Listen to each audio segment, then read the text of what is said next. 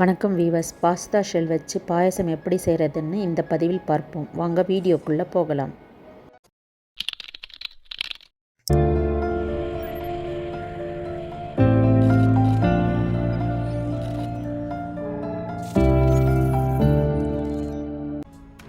முக்கால் cup pasta எடுத்துக்கணும். ஒரு கிண்ணத்தில் 3 கப் தண்ணீர் சேர்த்து அடுப்பில் வைத்து சூடுபடுத்தணும். பாஸ்தா அதில் சேர்த்து கிளறவும். பாஸ்தா வெந்ததும் இறக்கிவிடவும். ஒரு பாத்திரத்தில் 1 கப் பால் சேர்க்கவும்.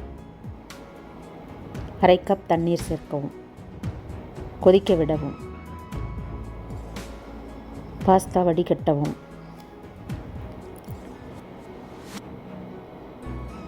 பால் பொங்கியதும் கிளறி 5 நிமிடம் ஆன பிறகு ஏலக்காய் பொடி சேர்க்கவும். கலந்து விடவும்.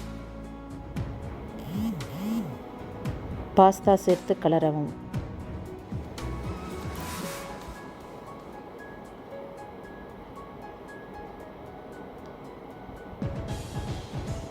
கால் கப் கண்டென்ஸ்டு மில்க் சேர்க்கவும்.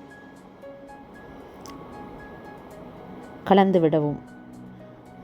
5 நிமிடம் கழித்து இறக்கி விடவும். ஒரு தாளிப்பு கரண்டில் 1 ஸ்பூன் நெய் விட்டு முந்திரி திராட்சை சேர்த்து வறுத்து பாஸ்தாவில் சேர்க்கவும்.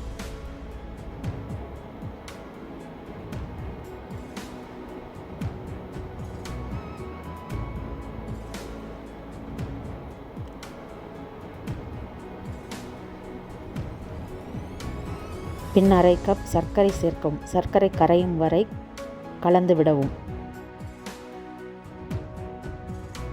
சுவையான பாஸ்தா ஷெல் பாயசம் தயார்.